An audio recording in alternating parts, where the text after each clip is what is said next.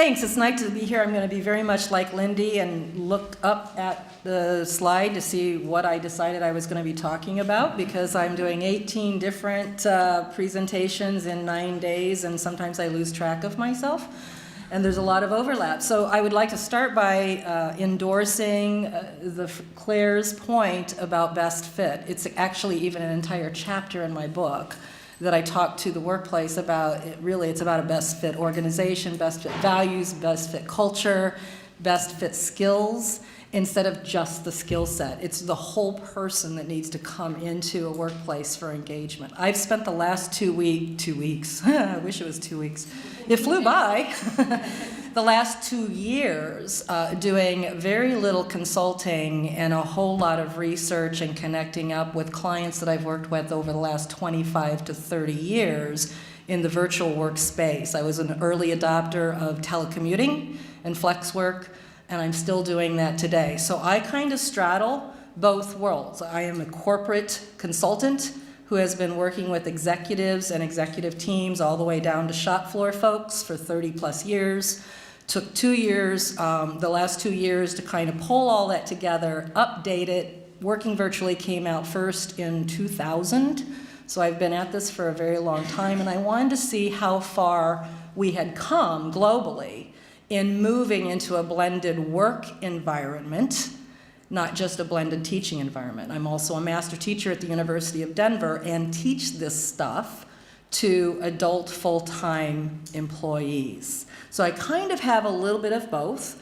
One of the requirements, the compliance things that I come from at the university I teach, is that we have to be practitioners out there working with real folks in the real world, in the real industry that we're purported to be experts about, and we're all part-time faculty, adjunct faculty, bringing that currency to the students on the spot. So I have a lot of information that's current because of the book research that I did and the clients that I have been regrouping with and reconnecting with and finding out what's happened in the last 25 years. And I'm also very current in the educational piece because I happen to be an early adopter of online learning. I am a connector and a facilitative learner. I've spent my entire life studying Malcolm Knowles and accelerated learning and all of these great classroom ways to get engaged learners. And then I was plopped down in a place where I had to teach 100% virtually online and asynchronously, because my students are in Europe and the Middle East and Indiana and South America. As long as they speak English, that's the only barrier of entry, is they have to be English speaking to take classes at the University of Denver. And I had to figure out myself how to make this work so that I could stay engaged with my learners. I cannot teach strangers. I'm not a sage on the stage either. It's funny, all of us women are up here saying, like, we feel like imposters, you're the expert. Well, not really. We're all just speaking to what matters to us, where our passion is, and what we found works and doesn't work. So what I wanted to share in my short little 12 minutes that I have left is a little bit about what I have found to be true in the workplace, and where the workplace is pointing a finger at the universities. In my world, it's more universities. I spent a couple years in the vet sector, which was very educational and very grounding for me, and I think made me a much better university professor because I know what the real world actually looks like.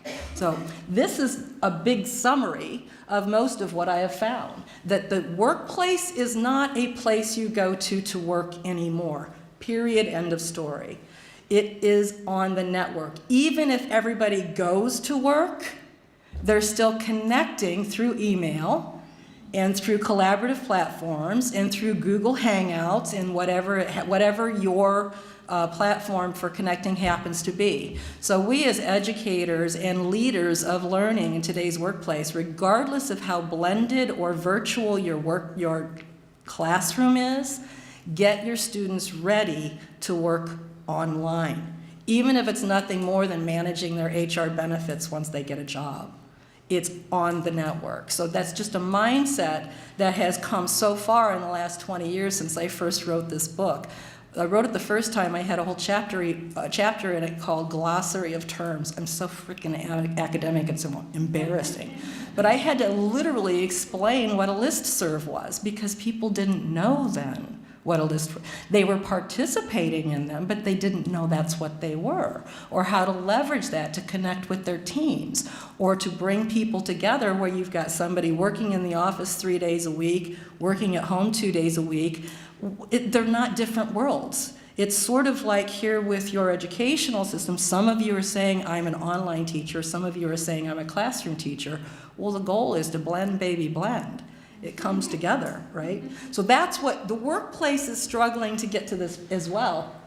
And technology is changing how we teach.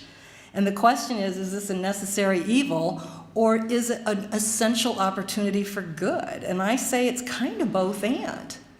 I am an early adopter of blended learning because I want to connect with my students, but I'm not a technologist.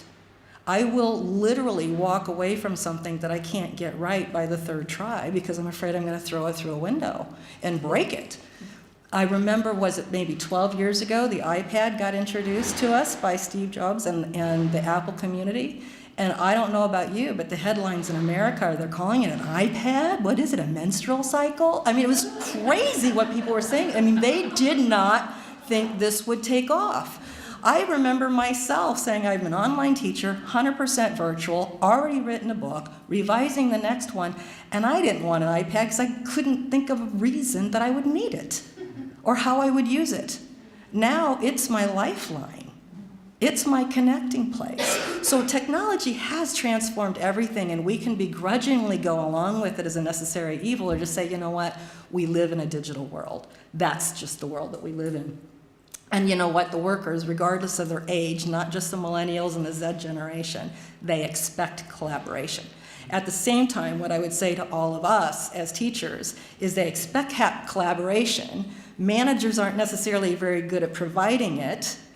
The integrated platforms, the word I think that you were looking for earlier is integration, is the new thing, but we're all crossing that chasm to get there, and the millennials don't know how to collaborate. They know how to share social media. They know how to get an opinion out there, but they don't necessarily know how to work as a team. So we have a lot of opportunities to have fun with our students and help get them ready for the real world. And digital literacy is as much about working as a team as it is understanding the ICT of digital literacy. Fair enough? I will take the next piece of it. Now, while the slide is changing, Microsoft does a lot of research and studies, so they're one of the companies I follow to stay current on what's happening. And it turns out that on April 17th, Microsoft released a study of 4,200 employees in Australia, by the way, and they simply asked those, and these were workers. These were not students getting ready to work. They were workers in their first 2 years of their first professional job. And the question was simply looking at productivity, looking at collaboration, and looking at flexibility. How ready were you for the workplace, and how ready was your workplace for you? And the numbers were pretty gosh darn abysmal. Between 32 to 40% of their readiness came from their learning. The other 60 to 60, whatever, do the math of what that would be, 28%, 72%, they learner-led their own development. And guess who your biggest competition is for education, folks? Claire said it earlier. It's Dr. Google. I think it was Claire anyway. It might have been Lindy. YouTube and Google are your competition, and they are your friends. Because they're not, your workforce is not going in ready, and you know what? Their bosses are telling me the same thing. That's where my research was for the book, was where are your workforce now? Where are your managers now? And what needs to happen next? And they're all saying, look, we're all trying to figure it out, and we're busy pointing fingers at each other. So none of us have this right. None of us are experts, and all of us are early adopters and doing the best we can. So if we share learning with each other, we will get what we need. This is what the workplace is telling us we need. This is from Deloitte. I don't know if you follow HR trends, but Deloitte is a master consultancy, probably my biggest competition and my greatest friend. And they're saying this is what the workplace needs because work is complex now, it's no longer linear. You can't checklist down something, have a competent employee. So we need to get students ready to team and collaborate virtually and use the collaborative technology effectively and confidently, which also means do we need to teach their bosses how to do it. So I see that as a learning opportunity too, is management development of virtual collaboration as well as the students themselves. Not sure if that's an opportunity for you, but I don't see why not. Next slide, please. So the digital, oh, this was not supposed to build. Just click through and get all those things up there if you would, please. Thank you.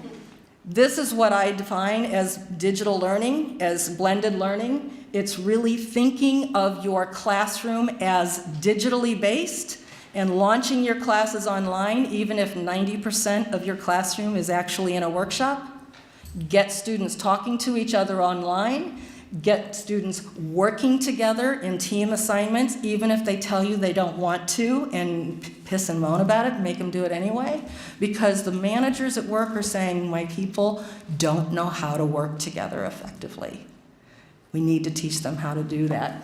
And put your assignments on the web, have them do go hunt and find assignments. I don't know about you, but I like to share the responsibility for my classroom so that I'm responsible for kind of providing the ground rules and the parameters, but they're responsible for making it an engaged learning experience, and they have to bring resources to the classroom too. It's not just me doing all the work.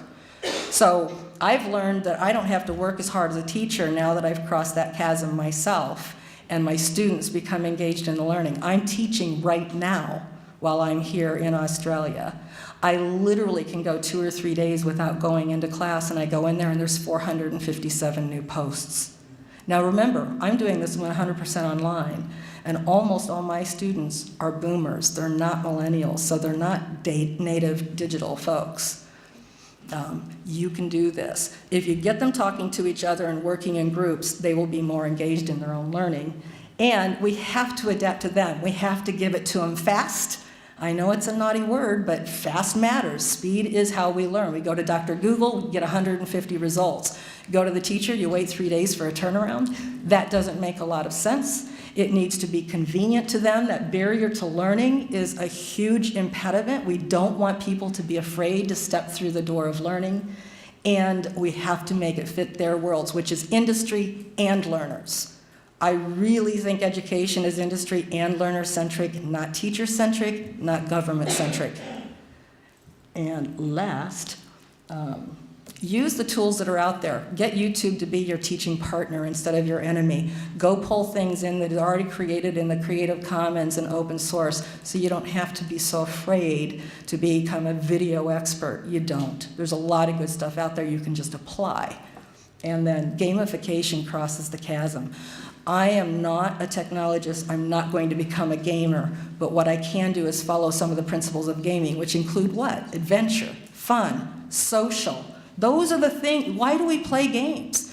We know there's a winner. We know there's an end game. Just build that into your classroom as much as possible. And is this my last slide, or do I have one more? Oh, amplify the classroom. That's, by the way, one of the top 5 HR trends in North America is amplification. Andrew Douch is a great one to help us do that, not me. Next. Connect people up on groups. So this is why I love blended learning, and I will just leave the slide up there. The way people learn is similar to the way we digest food. It takes 24 to 48 hours to digest whatever sweets you've had out there today. Teaching is the same way. Blended learning lets you chunk learning, let students take it in bite sizes, absorb it, digest it, reflect on it, and then they can move forward to the next step. Use the widened classroom instead of just thinking you have to figure out how to fit this into the way you like to do things. We're changing. Let us all change together. And don't be so afraid, because none of us know what we're doing. Fair enough? Is that the end? Okay.